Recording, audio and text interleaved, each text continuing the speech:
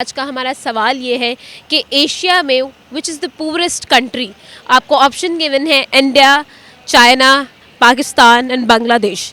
क्या लगता है? China, India, Bangladesh and Pakistan, which is the poorest country in Asia? Do you think which is the poorest country in them? Hello viewers, अस्सलाम वालेकुम पाकिस्तान, नमस्ते India. This is your host आम नादल and you are watching catalyst records. Viewers, आज का हमारा topic बहुत interesting, बहुत मज़ेदार होने वाला है क्योंकि आज हम बात करने वाले हैं विच is the poorest country in Asia. इसके बारे में हम लोगों का ओपिनियन जानेंगे, लोगों से बात करेंगे, उनसे जानेंगे कि वो इस बारे में क्या सोचते हैं, क्या ओपिनियन रखते हैं और किस तरह से इसको कंसीडर करते हैं।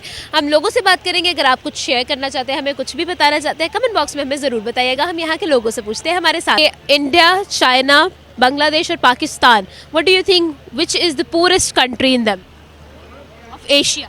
इस टाइम तो पाकिस्तान है क्योंकि क्यों सर? इन्फ्लेशन इस टाइम काफ़ी ज़्यादा बढ़ चुका है और डॉलर इस टाइम सबसे महंगा पाकिस्तान में मिल रहा है और काफ़ी हद तक हम पीछे जा चुके हैं इन सब मुल्क से। इवन हम कभी किसी ज़माने में कहा करते थे कि तू टकेगा नहीं है, इस वक्त बांग्लादेशी टका भी हमसे ऊपर है, बल्कि इस टाइम हम किसी रुपए के नहीं रहे। सर, आज का हमारा सवाल ये है कि एशिया में which is the poorest country. आपको ऑप्शन गिवन है India, China, Pakistan and Bangladesh. क्या लगता है? इकोनॉमिकली देखा जाए और जो इनके फैक्टर्स हैं उस हिसाब से तो Pakistan is the poorest country. और टू बैक दिस अप मैं दो तीन चीज़ों के ऊपर कहूँगा। एक तो हमारी GDP in comparison to China and India and Bangladesh हमारी लोएस्ट है।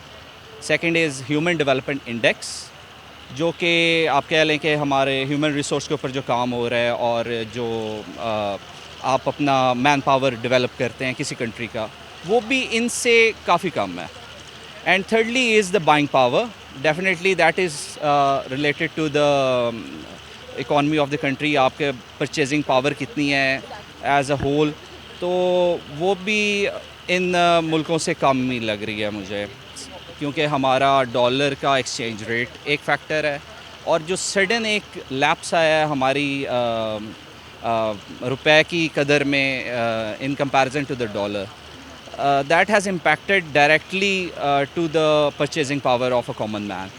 तो जो एक हमारा यू कैन से कि 60% जो तबका था जो कि जॉब से या मिडिल क्लास से छोटे स्मॉल स्केल बिज़नेस से जिनका ताल्लुक़ है, उनकी परचेजिंग पावर कम हो गई है क्योंकि उनकी उतनी ही इनकम है।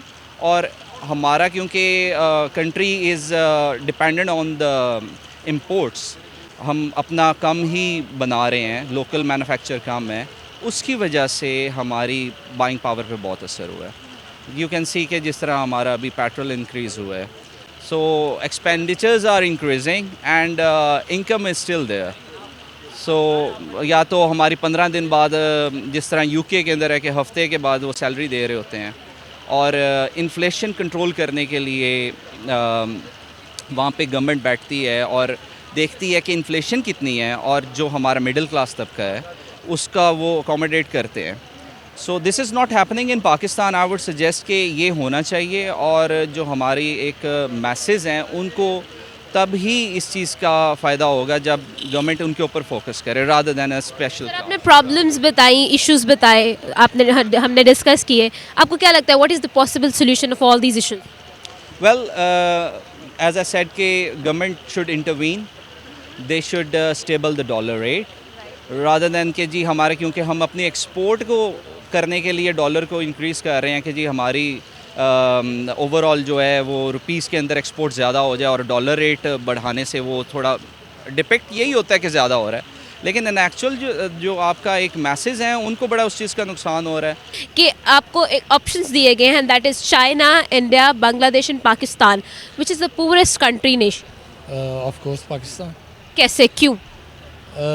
लाइक हमारे इधर अब डिबेट्स का दौर है, बोलने का दौर है और प्रैक्टिकल वे में कुछ चीज़ जो है वो कंट्रोलेबल नहीं है। इन्फ्लेशन बहुत ऊपर चला चुका है और पेट्रोल आप देख लें रिसेंटली अभी 12 रुपये ऊपर हुआ है। उसके अलावा जो है गरीब वो गरीब से गरीब तर होता जा रहा है और अमीर अमीर से अमीर। तो इन दैट केस आप देख लें कि मतलब इन बाकी नेशंस जितनी भी हैं वो ग्रेजुअली इंक्रीज़ कर रही हैं। कुछ जो हैं वो बड़ा तेज़ी से इंक्रीज़ किया है। लाइक इन पाकिस्तान हमारा जो है हम डाउनफॉल की तरफ ही जा रहे हैं डे बाय डे। सर क्या लगता है क्या पॉसिबल सोल्यूशन है ये इस डाउनफॉल की तरफ जाने से खुद को बचाने के लिए, अपनी कंट्री को बचाने के लिए क्या पॉसिबल सोल्यूशन? देखिए as per as your question is के like we were comparing 4 countries like India, Pakistan, China and then Pakistan Bangladesh. तो एक मुहावरा होता था कि ना ये चीज़ जो है वो 1 टके की है, ये 2 टके की है, एंड टका वाज कंसिडर्ड एज के कुछ भी नहीं है, एक बड़ा बड़ा लो वैल्यू करेंसी। तो अभी टका को कंपेयर करें पाकिस्तानी रुपी के साथ, तो आप देख लें कि रुपी जो है वो अपना ग्रेजुअली वो डिक्रीज़ पे जा रहा है और टका इंक्रीजिंग डे बाय डे। तो जो आपका क्वेश्चन है कि what can we do for the betterment of our country, उसके लिए मेरा ख्याल है कि ना सिर्फ बातें करनी चाहिए, कोई प्रैक्टिकल वे में काम करना चाहिए, अवाम नास के लिए हेल्प करनी चाहिए, उनको जो भी चीज़ें उनको रिक्वायर्ड हैं वो पूरी करनी चाहिए। और ऑफ कोर्स ये हमारे जो टॉप मैनेजमेंट पीपल हैं ये उन्हीं का काम है। जो एक्सपोर्ट के साथ वाबस्ता नहीं है तो उनको उस चीज़ का इफ़ेक्ट आ रहा है। So they should stable the dollar rate, whether it's fake और कंट्रोल्ड हो, जिस तरह भी हो, उससे आपकी थोड़ी सी स्टेबिलिटी आ जाएगी इकनॉमिकली। जो आपका जॉब पेशा बंदा है या जो लोकल रोज़गार कमाने वाला है उसको बजटिंग में इजी हो जाएगा कि मेरा साल पूरा किस तरह गुजरेगा। तो एक तो ये सजेशन है। Secondly is yes we should slash down the imports कम करनी चाहिए। वी शुड हमें अपने जो लोकल मैन्युफैक्चर हो रही हैं चीज़ें उनको करना चाहिए कि उनको हम इम्प्रूव करें और उनको प्रमोट करें। गवर्नमेंट लेवल पे भी ये चीज़ होनी चाहिए। उससे हमारा फॉरेन डेफिसिट भी नीचे चला जाएगा। And thirdly is human development, जो कि आप कह सकते हैं जो कि हो भी रहा है, थोड़ा हो रहा है, लेकिन और होना चाहिए। जो वोकेशनल ट्रेनिंग्स हो रही हैं, जो कि आप कह लें स्मॉल एंड मीडियम इंडस्ट्रीज़ लग रही हैं, उसको थोड़ा और प्रमोट करना चाहिए। इजी लोन्स दें आप अपने जो यूथ है उसको प्रमोट करें कि rather than doing a job they should jump into the business और अपना बेशक छोटा सा सेटअप लगाएं लेकिन बिज़नेस की तरफ जाएं। और IT is the next thing, उसके ऊपर कुछ ना कुछ करना चाहिए। जिस तरह इंडिया ने किया, अपने इकॉनमी को उन्होंने बूस्ट इसी तरह किया है। China is doing the same thing और उन्होंने ये अचीव किया bye achieving the economies of scale. और अभी कोई मुतबादल चीज़ नहीं है चाइना के अलावा, यू कांट फाइंड एनीथिंग। उन्होंने किया ही यही है, सस्ता दिया और बहुत ज़्यादा दिया। We should walk on the right path. हम एक कम से कम सीधे रास्ते पे चलें ताकि हमें पता हो कि हम किस डायरेक्शन में जा रहे हैं। सो उससे ये होगा कि चीज़ें हमारे लिए सीधी हो जाएंगी। तो फिर इंडिया अब एशिया की चौथी बड़ी इकोनॉमी है, इतना बड़ा डिफरेंस क्यों है? ये देखें वो उनकी आई गेस के जो उनकी पॉपुलेशन है, जो उनकी आवाम है, वो थोड़ा मेहनती माइट भी और तरह की है। और हम जो है, हमारा ड्रॉबैक ये है कि हम लोग सिर्फ बातें करते हैं। एज आई अर्लियर सेड कि हम सिर्फ बातें कर सकते हैं। और आपकी बात ठीक है, BRIC, Brazil, Russia, India and then China, वो बहुत तेज़ी से ऊपर जा रहे हैं। और जो हम हैं, हम पता नहीं ऊपर जाएंगे या पता नहीं मतलब आई कैंट से एनीथिंग कि क्या होगा इन फ्यूचर। अब चल रही है, डॉलर बहुत आगे जा चुका है, इन्फ्लेशन रेट का आपको पता है।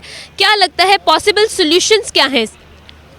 इसके पॉसिबल सॉल्यूशंस यही है कि हमारे पास एक्चुअली टीम नहीं है। जो खान साहब आए थे ये कह के कि मेरे पास एक टीम है जो 200 लोगों पे मुश्तमिल है और वो आते ही सारी की सारी करेंसी और सब कुछ ठीक करके रख देंगे। वो टीम अचानक से गायब हो चुकी है और इंपोर्ट करने पड़ रहे हैं हमें। सभी जो हमारी करेंसी को चला रहे हैं वो सभी बंदे इंपोर्ट होकर पाकिस्तान में आ रहे हैं।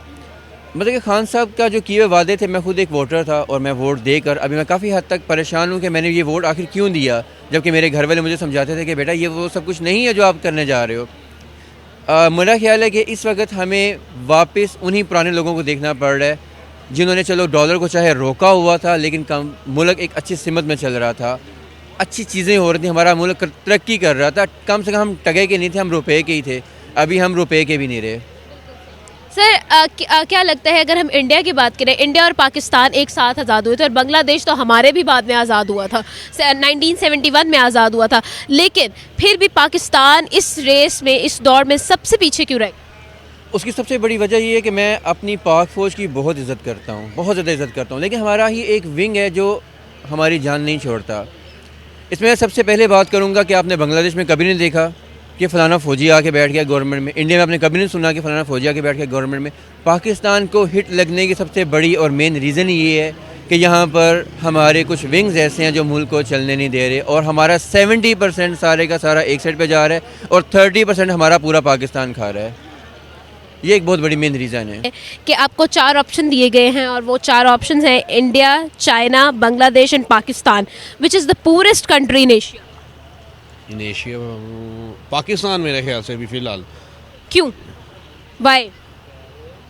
असल में मेरा ये कहना है, मैं ये सोच रहा हूँ कि अगर पाकिस्तान के जितने भी आप देख लें या जो जितने भी सारे पॉलिटिशियंस हैं जो भी पाकिस्तान पे हुकूमत करते हैं, वो तो मैं ये चीज़ कहता हूँ कि हुकूमत तो कहीं की भी करप्ट हो सकती है।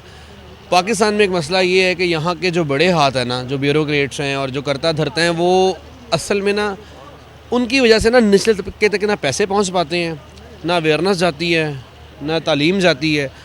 तो हुकूमत के फॉल्ट तो बहुत जगह होंगे, लेकिन मैं यहाँ पे कहूँगा कि यहाँ पे जिसका हाथ पड़ता है ना, जो किसी को बचा सकता है, वो बचाता नहीं है वो। और यहाँ पे जो बड़े बड़े लोग हैं ना, वो अपने आप में ही लगे हुए हैं, अमीर से अमीर होते जा रहे हैं, और जो गरीब है वो बेचारा गरीब से गरीब होता जा रहा है। सर, आपको क्या लगता है इसका पॉसिबल सोल्यूशन, क्या सजेशन देंगे इसके बारे में?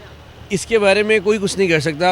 अगर हम कहें ना कि इमरान खान या नवाज़ शरीफ या जरदारी, इन तीनों में से या जितनी भी बड़ी जो पार्टीज़ हैं, उनका कोई लीडर कुछ करेगा तो ऐसा मुमकिन नहीं है जब तक आवाम खुद ठीक नहीं होगी। असल में ना हर बंदा जहाँ पे जहाँ पे दो बेईमानी कर सकता है वो कर लेता है, जब तक किसी को पता ना हो। वो ये समझते हैं कि अगले वाले को पता नहीं लग रहा, लेकिन अल्लाह पाक को तो पता लग रहा है ना। दूसरी बात कि जिन लोगों के हाथ में पावर है, ठीक है, तो उनको भी थोड़ा सा चाहिए कि वो नीचे वाले लोगों को भी उसी तरह अपॉर्चुनिटीज़ प्रोवाइड करें जिस तरह कभी उनको मिली हो। तो फिर कुछ जाके हो सकता है कि नीचे वाला तबका उठे, कुछ मेहनत करे, कुछ थोड़ी सी तालीम का भी इशू है, आपको पता है पाकिस्तान में। तो नीचे वाले तबके को उठना पड़ेगा, हर बंदे को अपनी ज़िम्मेदारी का मुजाहरा करना पड़ेगा। इंडिया जो आज इतनी तरक्की पे है ना, इसकी वजह ये नहीं है कि उसकी हुकूमत अच्छी है, इसकी वजह ये है कि वो खुद अपने साथ मुखलिस हैं, वो कुछ करना चाहते हैं। जब तक आपकी आम आवाम नहीं चाहेगी इनकलाब लाना, तो इनकलाब कैसे आएगा? ये आवाम लेके आती है, लीडर नहीं लेके आते। जी व्यूअर्स, आज का हमारा टॉपिक था विच is the poorest country in Asia. हमने लोगों से बात की, उनका ओपिनियन जाना, उनका ओपिनियन आप तक शेयर भी किया। उम्मीद करती हूँ आपको आज की वीडियो बहुत पसंद आई होगी। आमना आदिल को दे इजाज़त और देखते रहे कैटलिस्ट रेकर्ड्स। लेकिन जाने से पहले हमारे चैनल को लाजमी सब्सक्राइब करें, हमारी वीडियो को लाइक करना मत भूलिएगा, और अगर आप कुछ भी शेयर करना चाहते हैं, हमें कुछ भी बताना चाहते हैं, कमेंट बॉक्स में हमें ज़रूर बताइएगा। अल्लाह हाफ़िज़।